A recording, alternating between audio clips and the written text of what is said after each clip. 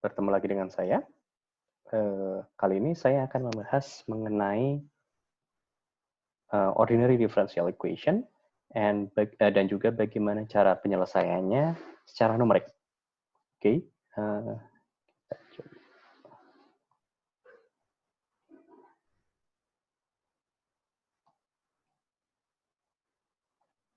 kita bisa lihat di sini. Ya, ordinary differential equation itu salah satu bentuk yang paling umum ya adalah bentuk seperti ini. dy per dx sama dengan fungsi x dan y. Oke, salah satu contoh paling gampangnya itu misalkan ya dy, maaf saya lebih suka pakai warna merah.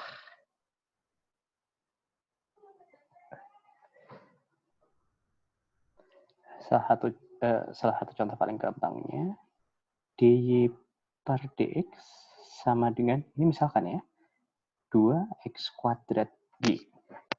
Nah, di semester sebelumnya saya yakin kalian semua sudah belajar bahwa kasus seperti ini, kasus ODE seperti ini, salah satu penyelesaian paling gampangnya itu adalah dengan cara dipisah, ya. X dipisah ke satu sisi, Y dipisah ke sisi lainnya, dan masing-masing diintegralkan. Jadi untuk kasus ini kita bisa menyelesaikan dengan cara seperti ini, dy per y itu sama dengan 2x kuadrat dx. Dan masing-masing sisi kita integralkan. Oke, sisi yang kanan itu jadinya 2 per 3x x pangkat 3. Sedangkan yang sisi yang kiri itu jadinya adalah tan y. Oke, ini adalah biasanya kita tambahkan konstanta di sini. Ya. Ini adalah solusinya. Oke, nah kalau kita ingin mencari nilai dari y-nya itu nilainya harus berapa, fungsi yang merepresentasikan y itu seperti apa, ya kita bisa dapatkan dengan cara ln y itu kan sama dengan ln y itu kan sama dengan log y basis e. Jadi kita bisa dapatkan ini y-nya, oke, y itu sama dengan e pangkat 2 per 3 x pangkat 3 plus c. Seperti itu. Nah, ini solusi analyticalnya. Tetapi, bagaimana jika fungsinya lebih kompleks daripada itu? Oke, tidak semua ODE itu kita memiliki solusinya. Nah, kalau misalkan kita mendapatkan fungsi ODE yang jauh lebih kompleks daripada ini, di mana kita tidak punya solusi analyticalnya, salah satu yang bisa kita lakukan adalah mencari solusi numeriknya. Oke, nah, caranya bagaimana?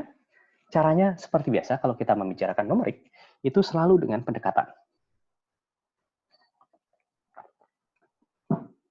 Oke, bisa kita lihat di sini.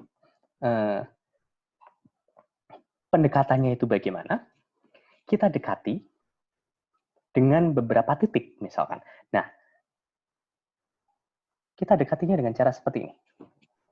Oke, yang kita inginkan itu adalah fungsi y-nya. Seperti ini ya. Ini. Yang kita inginkan itu adalah fungsi y-nya. Oke, yang kita inginkan adalah fungsi y-nya. Nah, bagaimana caranya kita bisa mendapatkan fungsi y-nya? Oke, yang bisa kita lakukan adalah kita melakukan diskritisasi untuk mendapatkan semua nilai y untuk semua nilai x yang kita ingin ketahui. Misalkan kita ingin mendapatkan nilai y untuk xi plus 1, xi plus 2, xi plus 3, dan seterusnya. Kita ingin mendapatkan semua nilai y tersebut. Oke, itu adalah tujuan akhir kita di ordinary differential equation. Biasanya seperti itu. Jadi, yang kita ingin cari itu adalah nilai y-nya. Nah, bagaimana kita mencarinya? Oke, pasti kita memiliki satu titik awal. Kita harus pastikan bahwa kita memiliki satu titik awal, yaitu XI, YI, di mana titik ini sudah kita ketahui. Oke, apabila kita punya titik itu, kita bisa mendekati YI plus 1 dari titik-titik ini, XI dan YI, dan juga dari gradien titik pertama ini. Oke, nah ini seperti yang saya tuliskan di sini, yang ada di sini. Oke, YI plus 1 itu sama dengan YI ditambah DY per DX dikalikan H. Dengan H itu adalah step size-nya. Jadi kita mendekati titik Y selanjutnya berdasarkan Y sebelumnya dan berdasarkan gradien dari XI, YI sebelumnya. Contohnya seperti ini. Ya, kita bisa lihat bahwa di gambar kanan bawah, kita bisa lihat bahwa fungsi sebenarnya itu adalah yang saya merahkan. Ini adalah fungsi sebenarnya. Oke, solusi sebenarnya, maaf, bukan fungsi sebenarnya, adalah solusi sebenarnya. Tetapi kita bisa dekati itu dengan cara menggunakan titik awal ini, XI, YI, dan juga gradiennya, dan juga gradien dari titik pertama ini. Kemiringannya. Ya, dan juga kemiringannya. Nah, dari titik pertama itu XI, YI, dan juga gradien tersebut, kita memprediksi nilai YI plus 1 ini yang saya merahkan. Nah, ini sebenarnya yang saya jelaskan di sini, oke, itu sama saja seperti yang saya tadi sudah jelaskan di sini. Rumusannya seperti ini. YI plus 1 di sini, ini nilainya adalah sama dengan YI, oke, YI, ditambahkan dengan gradiennya, ditambahkan dengan gradien dari titik awal, XI, YI, ditambahkan dengan gradien ini, dikalikan dengan step size-nya.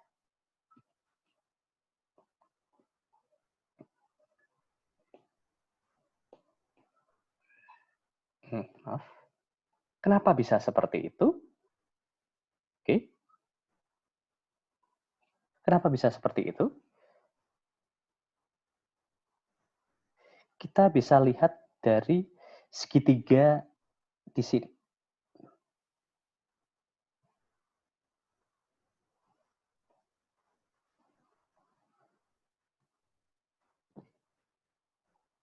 Oke, gradien, ya, gradien itu sama saja dengan kemiringan, sama saja dengan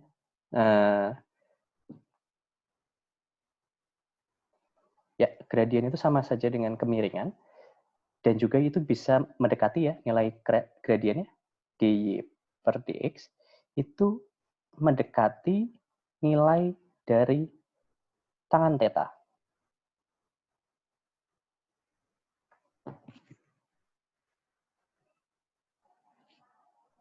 Oke, oleh karena itu jika kita dari pendekatan ini kita bisa lihat bahwa gradien dy per dx kalau kita kalikan dengan step size si h ini, h atau step size, itu nilainya akan sama dengan ini. Delta Y. Delta Y ini. Oke, oleh karena itu, YI plus 1 itu sebenarnya bisa kita tuliskan sebagai YI ditambahkan dengan delta Y. Di mana delta Y-nya itu sama dengan ini. dy per dx dikalikan dengan H. Oleh karena itu kita mendapatkan rumusan seperti yang tadi saya sudah jelaskan. Rumusan ini. Oke. Di mana perlu diingat bahwa dari persamaan awal yang saya sudah jelaskan, dy per dx ini sama dengan fungsi x, y kita. Yang kita ingin coba dekati. yang kita ingin coba dekati. Oke, fungsi X, Y kita. Oke, jadi kita bisa tuliskan seperti ini. YI plus 1 itu sama dengan YI ditambahkan dengan fungsi dari XI, YI dikalikan dengan H. Seperti itu. Oke, metode ini kita namakan, metode ini adalah metode Euler, yaitu metode yang paling sederhana, ODE order 1 atau Euler. Oke, nah ada permasalahan di sana, karena ini metode paling sederhana, order 1, errornya cukup besar. Ya, errornya cukup besar. Bisa kita lihat di sini, apabila ini solusi sebenarnya, yang saya merahkan itu adalah solusi sebenarnya. Oke, kita bisa lihat yang biru itu adalah pendekatannya. Saat hanya sama dengan 0,5, step size-nya sama dengan 0,5. Di mana step size ini mungkin buat kalian yang masih bingung, step size itu adalah misalkan titik pertama saya 0, titik kedua saya akan 0,5 karena step size saya adalah 0,5. Titik kedua saya 0,5, step size saya 0,5 tadi, titik ketiga saya akan 1 karena deltanya akan jadi 0,5. Titik ketiga saya akan jadi 1,5, 2, 2,5, 3, 3,5, 4, seperti itu. Karena masing-masing titik itu berbeda 0,5. Karena deltanya adalah 0,5. Step size-nya 0,5. Oke. Nah, dengan step size 0,5 ini kita bisa lihat. Propagasi errornya sangat-sangat besar. Ya, propagasi errornya sangat-sangat besar. Karena kita menggunakan gradien titik pertama. Ya, di sini kita menggunakan gradien titik pertama. Kita menggunakan gradien titik pertama untuk mendapatkan titik kedua. Lalu di titik kedua kita menggunakan gradien dari titik kedua untuk mendapatkan titik ketiga. Dari titik ketiga kita mencari gradien titik keempat untuk mendapatkan titik ketiga ini kita mencari gradien titik ketiga untuk mendapatkan titik keempat dan seterusnya. Oleh karena itu errornya sangat besar sekali. Dan error dari titik sebelumnya terbawa ke titik setelahnya. Jadi error akan selalu membesar untuk kasus ODE ini. Oke. Nah, bagaimana cara kita mengecilkannya? Kita harus cari tahu dulu permasalahan utamanya ya. Yang tadi kita lihat itu adalah metode Euler. Metode Euler itu kalau kalian ingat itu adalah ya, metode Euler itu kita turunkan dari Taylor series ini. Di mana metode Euler itu hanya menggunakan 2 term pertama saja. Oke, term selanjutnya itu kita coret. Kita potong, kita truncate. Oke, karena term ketiga, keempat, kelima dan seterusnya itu kita truncate, errornya akan muncul dari hasil truncation tersebut. Ini akan jadi error. Oleh karena itu errornya sangat besar sekali. Ya, truncation errornya itu sangat besar sekali. Nah, apa yang kita bisa lakukan untuk memperbaiki hal ini? Yang pertama kali kita bisa lakukan kalau kita tetap ingin menggunakan metode Euler adalah kita memperkecil step size-nya. Contohnya seperti ini. Tadi yang sudah saya jelaskan, apabila true solution-nya itu seperti yang saya merahkan, ya, apabila kita menggunakan step size-nya 0,5, hasilnya ini seperti akan yang grafik yang di atas ini. Oke, yang di sini. Hasilnya akan jadi seperti ini. Errornya besar sekali. Nah, kalau misalkan kita menggunakan step size-nya 0,25, hasilnya akan membaik, jauh membaik. Dan seterusnya, kita menggunakan step size yang lebih kecil, akan lebih akurat lagi. Seperti itu. Ya. Nah, selain memperkecil step size, ada juga improvement dengan cara menggunakan order yang lebih tinggi. Tetapi ini lebih complicated daripada metode Euler. Oke, metode pertama yang ingin saya jelaskan adalah midpoint method. Oke, kalau Euler tadi itu adalah order pertama, midpoint method ini adalah second order atau order kedua. Oke, bagaimana cara menggunakan si midpoint method ini? Oke, caranya adalah kita mencari tahu terlebih dahulu gradien dari titik awal kita. Titik awal kita itu kita cari gradiennya. Oke. Dari gradien titik awal kita gunakan untuk mencari titik tengahnya. Ya, gradien dari titik awal itu kita gunakan untuk mencari si midpoint ini, titik tengah. Ya, jadi kalau kalian tadi ingat, rumusan dari si Taylor series itu adalah seperti ini. Oke. Jadi, yang kita lakukan di midpoint method itu adalah kita mencari titik tengahnya terlebih dahulu. YI plus tengah, ya, itu sama dengan YI ditambah DY per DX, oke, dari titik XI YI, dikalikan dengan H per 2. Step size per 2. Jadi setengahnya. Langkahnya adalah setengahnya. Oke, jadi yang kita lakukan itu adalah kita mencari YI plus setengah, itu adalah YI ditambahkan dengan DY per DX, atau tadi kita sebutkan juga F XI YI, oke, dikalikan dengan H per 2. Pas di tengah-tengah. Nah, dari situ kita sudah mendapatkan YI plus setengah, oke, dan XI plus setengahnya juga kita sudah dapat. Kalau XI plus setengah gampang, tinggal XI ditambahkan dengan H per 2. Segampang itu. Oke, YI plus setengah dan XI plus setengah kita dapatkan. Nah, kemudian kita cari tahu gradien dari kita cari tahu gradien ini. Kita cari tahu nilai ini ya. Gradien dari XI plus setengah dan YI plus setengah.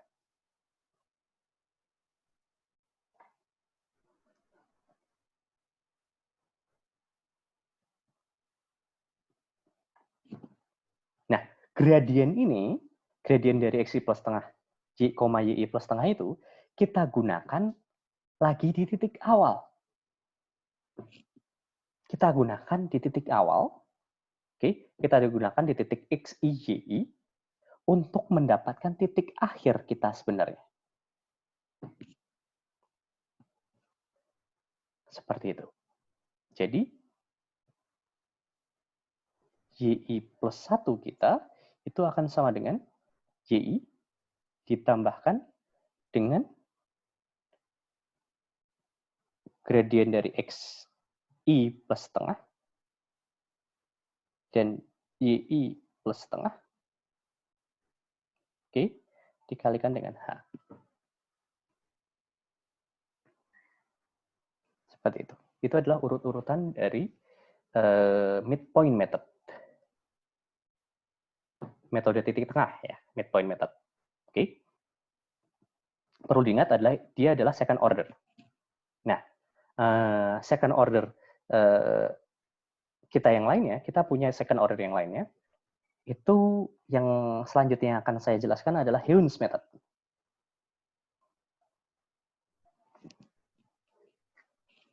Ya, Heun's method ini caranya bagaimana? Kita menggunakan prediktor dan juga korektor, ya, mirip-mirip dengan cara midpoint tadi.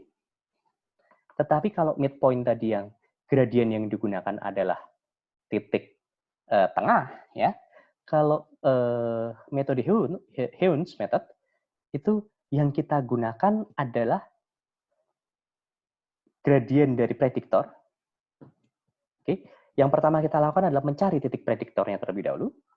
YI plus 1, 0, itu adalah titik prediktor.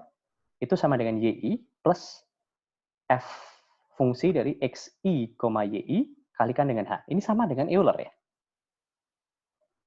Oke, titik prediksi Euler. Titik YI plus 1 prediksi Euler.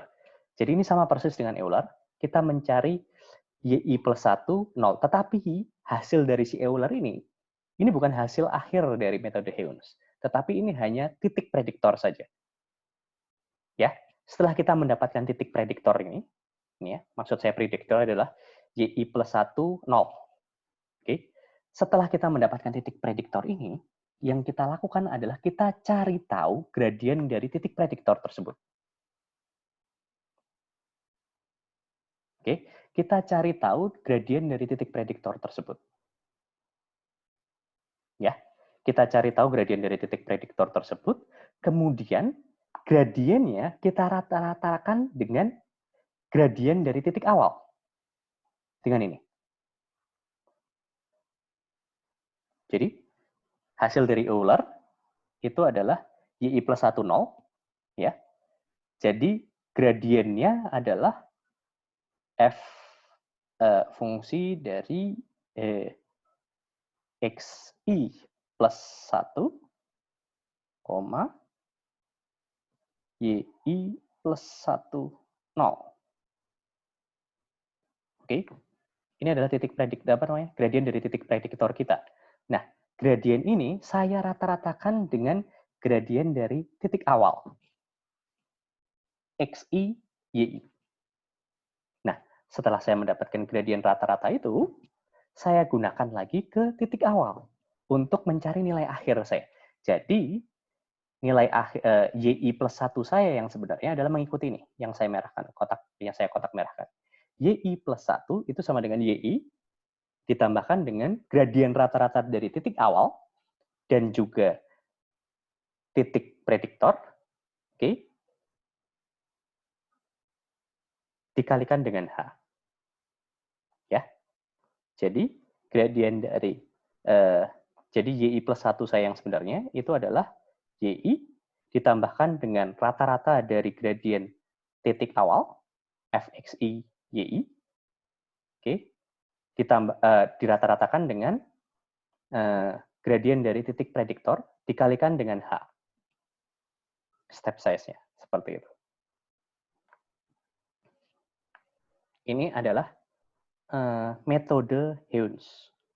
Jadi kita harus mencari tahu prediktor terlebih dahulu, kemudian gradien dari prediktor kita rata-ratakan dengan gradien titik awal, itu jadi gradien akhir kita dikalikan dengan step size, ditambahkan dengan YI, itu akan mendapatkan titik YI plus 1 kita. Seperti itu.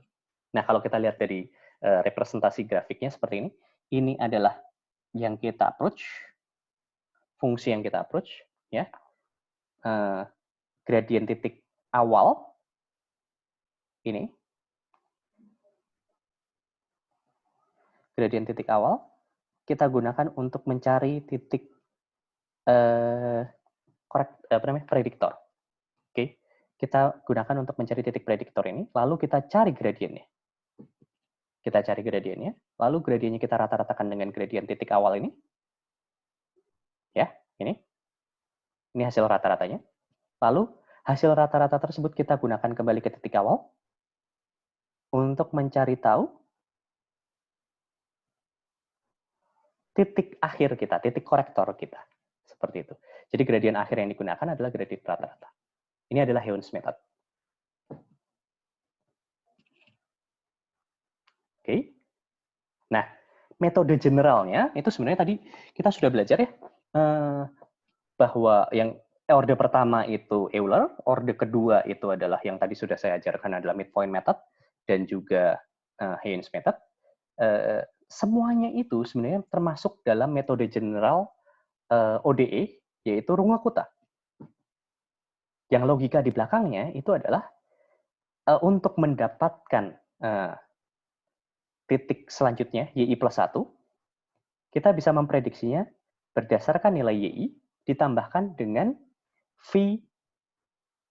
V itu adalah fungsi dari XI, YI, dan H, dikalikan dengan H. Seperti itu. Nah, V ini sendiri, ini sebenarnya adalah gradien akhir yang kita gunakan. Oke, V ini sendiri itu adalah gradien akhir yang kita gunakan.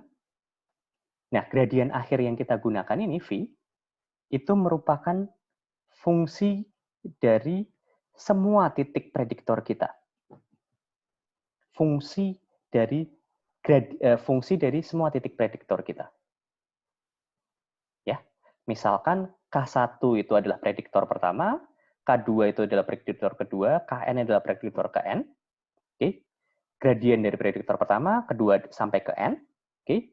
K1, K2 sampai Kn itu adalah gradien dari prediktor 1, 2 sampai prediktor ke N. Oke. Nah,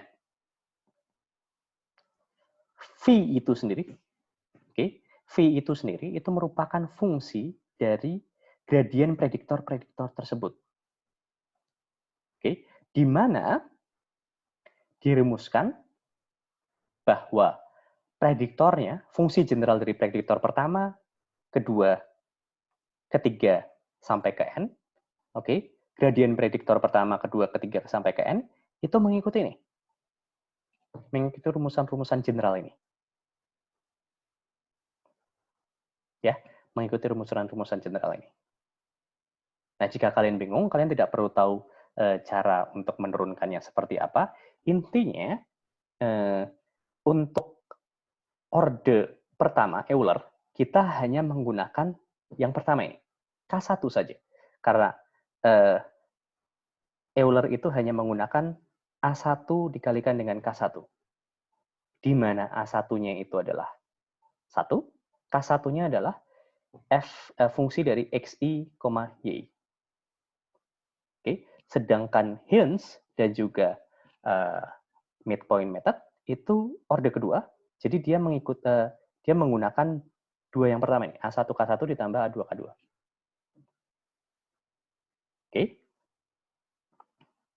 A1 K1 ditambah A2 K2. Nah, di situ itu ada nilai A1 A2,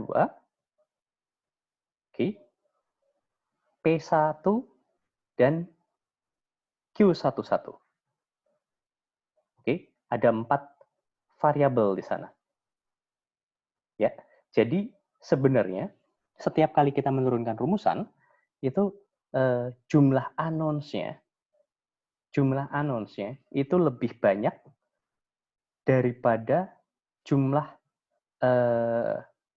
persamaannya. Jumlah unknowns-nya itu lebih banyak daripada jumlah persamaannya. Sehingga pada akhirnya kita tidak bisa mendapatkan solusi pasti, kita harus mengasumsikan nilai dari salah satu unknowns terlebih dahulu. Oleh karena itu, banyak sekali metode yang bisa kita turunkan pada setiap ordenya. Jadi misalkan tadi orde kedua, kita punya Hens, kita punya midpoint. Sebenarnya ada banyak sekali. Jumlahnya bisa tidak terhingga, tetapi yang umum digunakan itu hanya segelintir saja. Tadi kenapa kok bisa tidak terhingga? Karena kita punya 4 unknowns, sedangkan persamaan yang kita miliki hanya 3 saja. Jadi ada 1 unknowns yang harus kita asumsikan nilainya. Nah, asumsi nilainya itu kan bisa bermacam-macam, seperti itu. Ya. Kalau kalian ingin tahu lebih dalam tentang bagaimana menurunkannya, kalian bisa baca sendiri persamaan ini di buku. Oke. Ini adalah contoh penurunannya. Oke, kalian bisa baca sendiri di buku, ya. Nah, ini untuk orde kedua ya. Untuk orde kedua tadi saya ingin menyimpulkan untuk Hens itu sebenarnya kalau dalam bentuk Runge-Kutta itu kita bisa tuliskan seperti ini. Ini sama seperti yang tadi saya sudah jelaskan ya. K1 itu adalah gradien dari titik awal, K2 adalah gradien dari titik prediktor. Oke. Dan nilai dari A1 dan A2-nya adalah masing-masing setengah.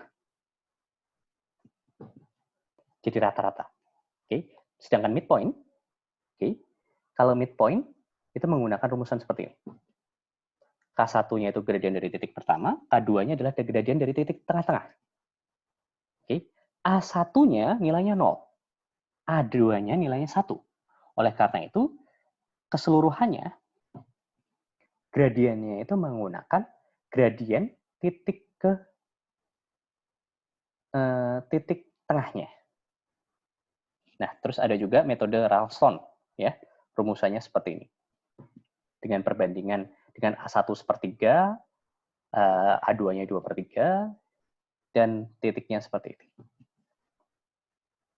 Oke, ini second order Runge-Kutta. Nah, sebenarnya ada order-order yang lebih tinggi lagi, third order, fourth order, dan jumlahnya juga banyak sebenarnya, tetapi yang umum digunakan hanya satu untuk masing-masing order. Nah, third order Runge-Kutta, rumusan paling umumnya itu yang kita tuliskan di sini, yang saya tuliskan di sini. Ini adalah rumusan paling umum dari third order Runge-Kutta. Oke. Karena dia third order, otomatis akan ada 3 prediktor di sana. Oke, akan ada 3 prediktor di sana yang digunakan, dan gradiennya ini gradien dari prediktor pertama, gradien prediktor kedua, gradien prediktor ketiga, pembagiannya masing-masing jadi seperti ini. Nah, ini rumusan akhir. Fourth order Runge-Kutta, 4 prediktor, gradien prediktor pertama, kedua, ketiga, dan keempat, rumusan akhirnya seperti ini. Oke. Nah, kalau kita bandingkan, kalau kita bandingkan dengan yang sebelumnya, ini adalah midpoint method, Hughes, hanya ada 1 prediktor ya. Sedangkan Runge-Kutta order 4, itu kita punya 4 prediktor. Prediktor pertama adalah titik pertama, prediktor kedua itu di sini, ketiga itu di sini, keempat di sini. Seperti itu. Oke. Ini adalah Runge-Kutta order 4, seperti yang saya sudah jelaskan di sini. Ya. Oke. Kemudian kalau kita ingin bandingkan ke semuanya, kita bisa lihat di sini dengan step size yang sama. Step size-nya adalah 0,5. Hanya adalah 0,5. Ya. Ini adalah Euler. Sangat jelek sekali ya Euler. Kemudian kalau kita meningkatkan satu order dengan menggunakan Hughes dan juga Hughes midpoint dan juga Ralston, hasilnya jadi jauh lebih baik. Oke. Yang kotak-kotak itu adalah Hughes, midpoint itu adalah yang bundar-bundar ya, warna biru bundar-bundar. Ya, yang ini adalah Hughes. Yang bundar-bundar itu adalah midpoint. Sedangkan Ralston itu adalah yang menggunakan segitiga warna biru. Seperti itu. Oke. Dia menjadi jauh mendekati dengan hasil sebenarnya. Seperti itu. Oke. Dan ini adalah perbandingan persen relative error dari beberapa metode. Ya. Semakin tinggi ordernya, untuk jumlah step yang sama, jelas dia akan lebih akurat. Seperti itu. Oke. Tetapi kita hanya akan terfokus sampai Runge-Kutta order 4 saja. Kita tidak akan berbicara Runge-Kutta order 5, 6, dan seterusnya. Oke. Saya kira sekian dari saya mengenai penjelasan tentang ordinary differential equation dan bagaimana cara menyelesaikannya dengan numerical analysis, terutama dengan metode Runge-Kutta. Oke.